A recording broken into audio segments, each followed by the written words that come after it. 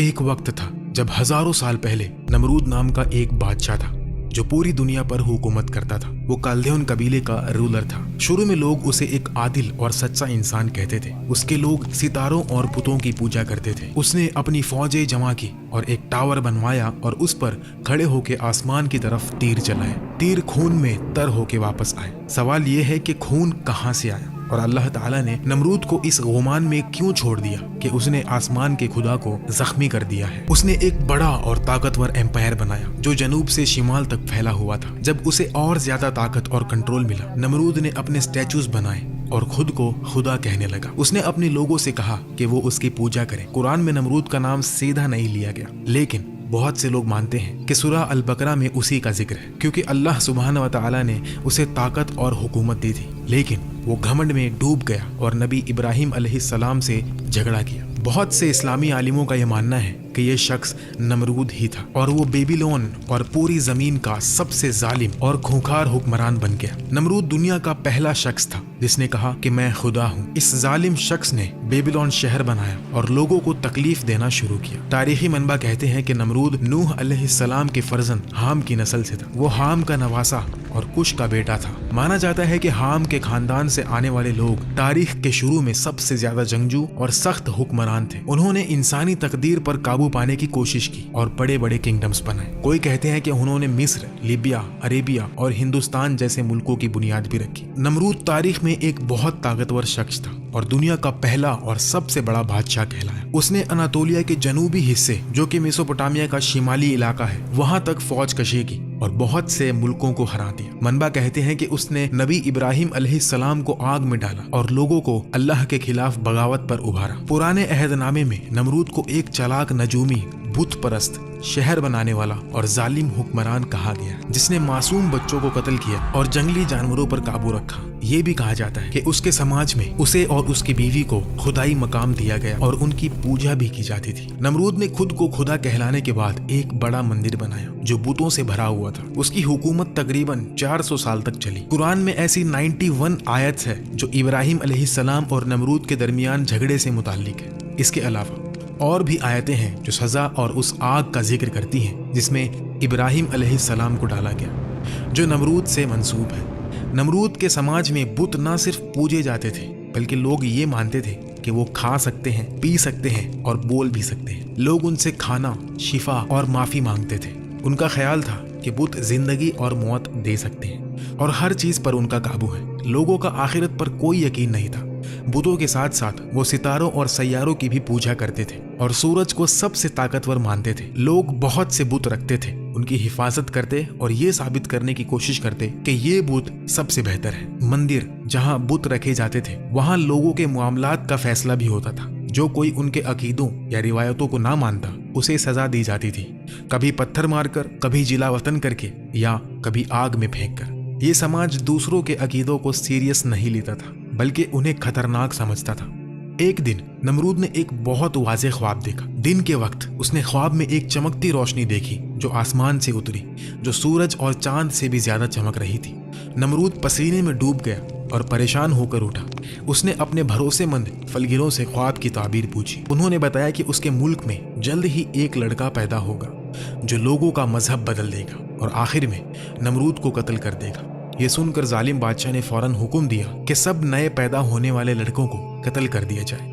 چند دنوں میں بہت سے معصوم لڑکوں کو بے رحمی سے قتل کر دیا گیا۔ اس وقت ابراہیم علیہ السلام کی والدہ کے قریب پیدائش کا وقت تھا، لیکن حکم واضح تھا، اگر لڑکا پیدا ہوا تو اسے قتل کر دیا جائے گا۔ ابراہیم علیہ السلام کی والدہ نے گہری سوچ میں ڈوب کر اپنے شوہر عزر سے کہا کہ مندر جاؤ اور میرے لیے دعا کرو۔ اگر لڑکا ہوا تو میں اسے تمہارے پاس لاؤں گی اور تم اسے نمرود کے سامنے پیش کر سکتے ہو تاکہ نمرود کا بھروسہ جیتا جائے۔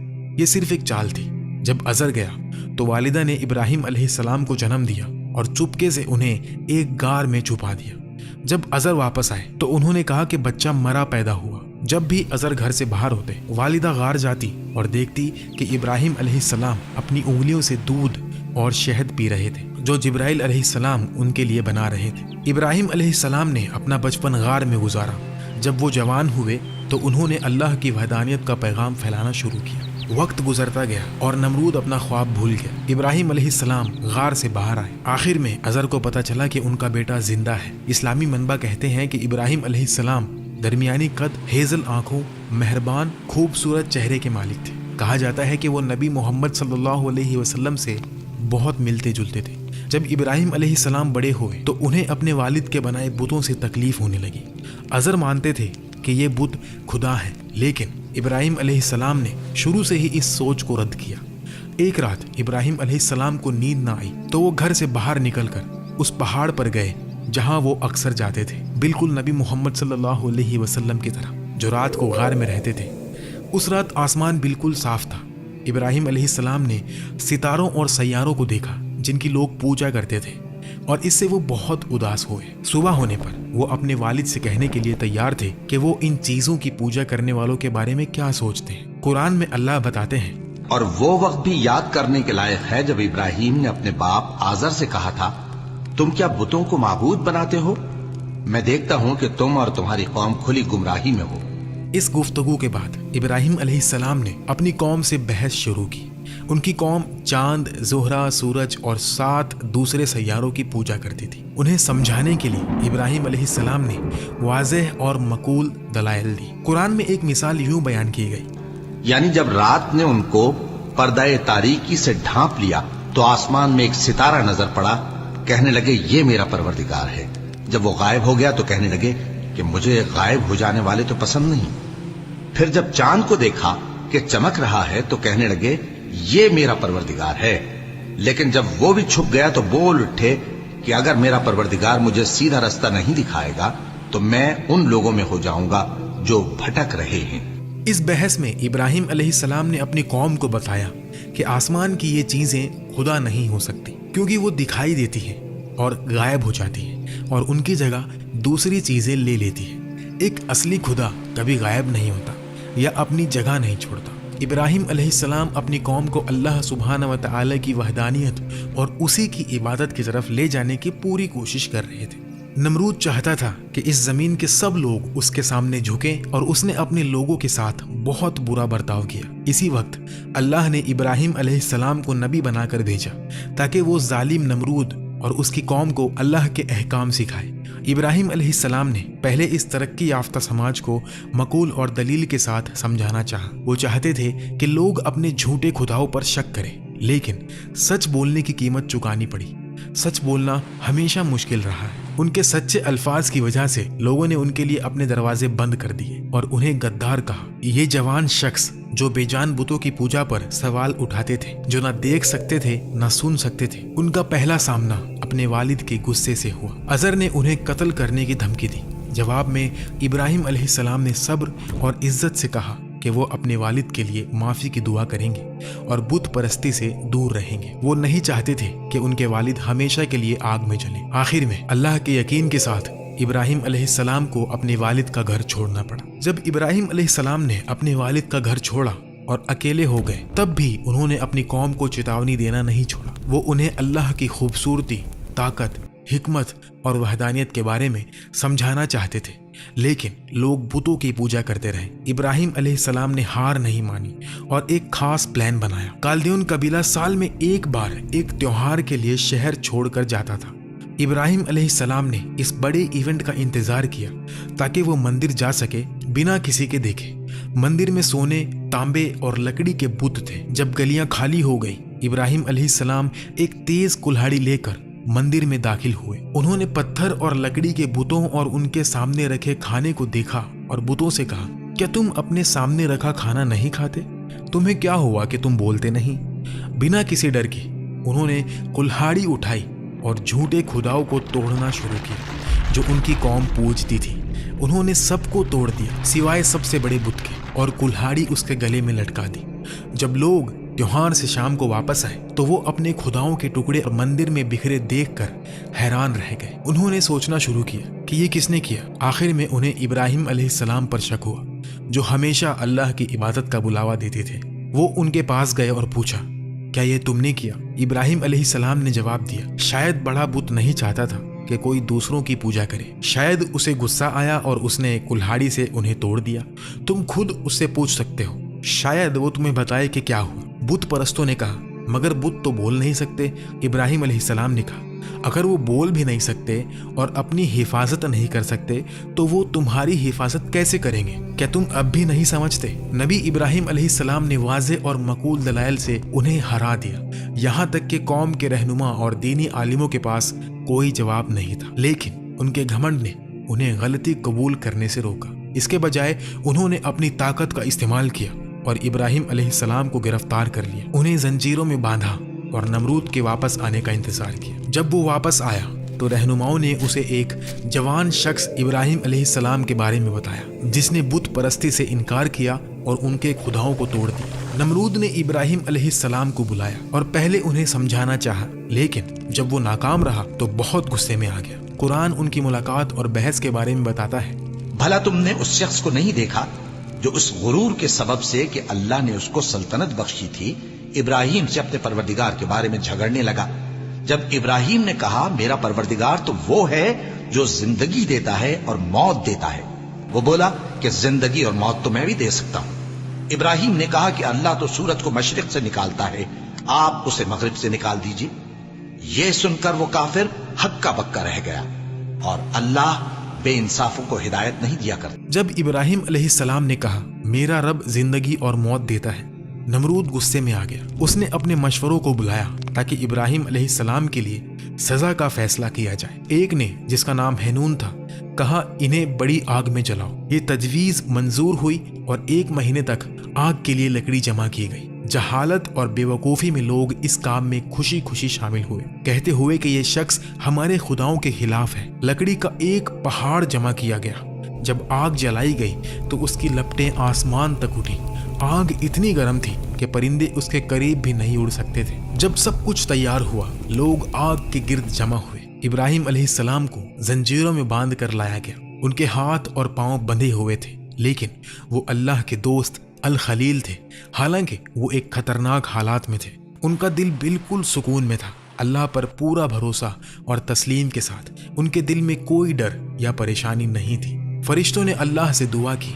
नमरूद और उसके मशवरों ने फैसला किया कि इब्राहिम अलैहिस्सलाम को आग में डालने के लिए एक बड़ी मंजनिक का इस्तेमाल किया जाए। नमरूद ने सोचा कि इब्राहिम अलैहिस्सलाम को जिंदा जलाने से वो अपने आप को खुदा साबित कर देगा। ये पहली बार था कि किसी ने उसे सच में चैलेंज किया था और वो इब्राहिम अलैहिस्सलाम के अल्फाज का जवाब नहीं दे सका। उसे शर्मिंदगी महसूस हुई, इसलिए उसने सोचा कि उसे जो खुद को खुदा समझता था, इब्राहिम अलैहिस्सलाम को उस आग में डालने का हक था जो उसने बनाई थी। उस वक्त आसमान और जमीन के फरिश्ते हैरान थे और बोले, ऐ हमारे रब, इब्राहिम जो तुझे सबसे ज्यादा याद करते हैं, उसे आग में फेंका जा रहा है।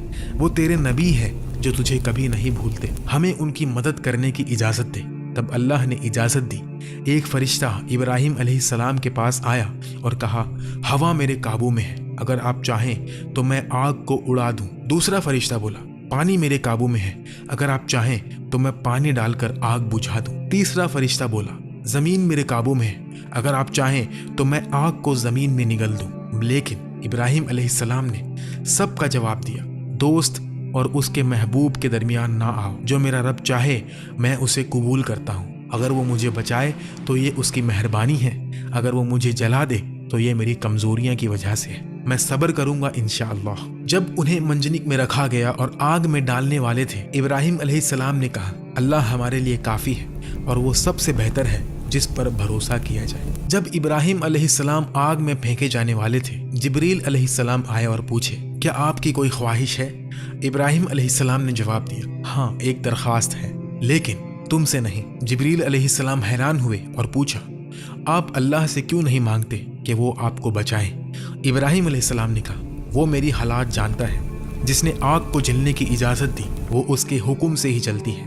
आग सिर्फ इसलिए नहीं जलती कि वो आग है, बल्कि अल्लाह के हुक्म से जलती है। इब्राहिम अलैहिस्सलाम ये समझते थे, इसलिए अगर आग ने उन्हें जलाया तो ये सिर्फ अल्लाह की मर्जी से होगा और वो अल्लाह की मर्जी से राजी थे। अल्लाह के लिए वो आग में जाने को भी तैयार थे। जब वो आग में गिरने वाले थे और चारों तरफ गर्मी महसूस कर रहे थे, अल्लाह ने हुक्म दिया, ऐ आग, इब्राहिम के लिए ठंडी اور امن والی ہو جا۔ اللہ کے حکم سے حالانکہ آگ جل رہی تھی اس نے ابراہیم علیہ السلام کو نقصان نہیں پہنچایا، صرف ان کی رسی جلی جو انہیں باندھی ہوئی تھی۔ ابراہیم علیہ السلام سکون سے رہے، اللہ کی حمد و ثنا کی اور ان کا دل اللہ کے عشق سے بھرا ہوا تھا۔ انہیں کوئی ڈر یا پچھتاوا نہیں تھا۔ جو سچ میں اللہ سے پیار کرتے ہیں ان کے لیے آگ بھی ڈر نہیں لا سکتی۔ لوگ، رہنما اور پنڈت دور سے بڑی آگ دیکھ رہے تھے۔ آگ اتنی گرم تھی کہ ان کے چہرے جھلس رہے تھے اور ان کا دم گھٹ رہا تھا، لیکن تھوڑی دیر کے بعد انہوں نے ایک انوکھی چیز دیکھی۔ کوئی آگ سے باہر نکل رہا تھا۔ یہ کوئی اور نہیں، ابراہیم علیہ السلام تھے۔ وہ سلامتی سے باہر آئے اور ان کا چہرہ اللہ کی رحمت کے نور سے چمک رہا تھا۔ وہ سکون سے آگ سے باہر چلے۔ کافروں نے یہ معجزہ دیکھا اور ہار مان لی۔ یہ معجزہ بت پرستوں کے لیے شرمندگی کا باعث بنا، لیکن اس نے ان کے دل کے گھمنڈ کی آگ کو ٹھنڈا نہیں کیا۔ نمرود نے ایک بار اپنے لوگوں سے کہا، اگر آسمان میں کوئی خدا ہے تو میں اس تک پہنچ کر اسے ہرا دوں گا۔ اس نے ایک بڑا ٹاور بنانے کا حکم دیا۔ کوئی کہتے ہیں کہ یہ ٹاور کئی دنوں یا ہفتوں تک بنتا رہا۔ جب وہ اس کے اوپر پہنچا تو اس نے اپنا تیر کمان لایا اور آسمان کی طرف نشانہ لگا کر تیر چلائے۔ کہا جاتا ہے کہ اللہ نے اس گھمنڈ بھرے کام کا جواب دیا اور تیر خون سے لت پت واپس آیا۔ نمرود کے سپاہیوں نے یہ دیکھا اور چلائے، دیکھو اس نے آسمان کے خدا کو زخمی کر دیا۔ لیکن یہ صرف ان کا جھوٹا گھمنڈ تھا۔ اللہ نے انہیں ایک نشانی دکھائی تاکہ نمرود کو چھوٹا کیا جائے، لیکن نمرود پھر بھی نہیں سمجھا۔ وہ اپنے گھمنڈ میں ڈوبا رہا۔ اس نے ابراہیم علیہ السلام کو بلایا اور کہا، اپنے اللہ کو بلاؤ، میں اس سے اپنی پوری فوج کے ساتھ لڑوں گا۔ پھر اس نے ابراہیم علیہ السلام کو بھیج دیا۔ تھوڑی دیر انتظار کے بعد نمرود نے دیکھا کہ ابراہیم علیہ السلام دور سے چلے آ رہے ہیں، لیکن ان کے پیچھے کوئی فوج نہیں تھی۔ اس نے زور سے ہنس کر کہا، اب مجھے شرمندگی محسوس ہو رہی ہے۔ میں نے اتنی بڑی فوج جمع کی لیکن تم کسی کو نہیں لائے۔ کیا میں نے یہ پوری فوج صرف تمہارے لیے تیار کی؟ تمہارے اللہ کہاں ہے؟ اس کی فوج کہاں ہے؟ ابراہیم علیہ السلام نے سکون سے جواب دیا، انتظار کرو، وہ جلد ہی آ جائے گی۔ تھوڑی دیر بعد مکھیوں کی ایک بڑی فوج نے نمرود اور اس کے سپاہیوں پر حملہ کر دیا۔ یہ جھنڈ اتنا گھنا تھا کہ لوگ اپنی آنکھیں بھی نہیں کھول سکتے تھے۔ ان مکھیوں میں ایک خوفناک طاقت تھی۔ وہ انسانی گوشت کھا جاتی تھی جب تک کہ صرف ہڈیاں بچی رہتی تھی۔ اپنے سپاہیوں کو درد اور پریشانی میں دیکھ کر نمرود ڈر گیا اور بنا پیچھے دیکھے اپنی محل کی طرف بھاگا۔ اس نے دروازہ بند کر لیا اور سوچا کہ وہ محفوظ ہے، لیکن ایک چھوٹی لنگڑی مکھی دروازے کے سوراخ سے اندر داخل ہو گئی اور یہ چھوٹی سی مکھی اس کا انجام بن گئی۔ مکھی اس کے ناک سے ہوتی ہوئی اس کے دماغ تک پہنچی۔ وہاں اس نے حرکت اور بھنبھناہٹ شروع کی، جس سے نمرود کے سر میں شدید درد ہونے لگا۔ نمرود درد برداشت نہ کر سکا اور اپنا سر دیواروں سے ٹکرانے لگا تاکہ مکھی مر جائے۔ جب یہ کام نہ کیا تو اس نے لوگوں کو بلایا کہ اس کے سر پر ہتھوڑوں سے مارے۔ اس نے زیادہ پیسوں کا وعدہ کیا جو بھی سخت مارے گا۔ کئی دنوں تک سپاہی اسی سر پر ہتھوڑے مارتے رہے جو 400 سال تک تاج پہنتا تھا۔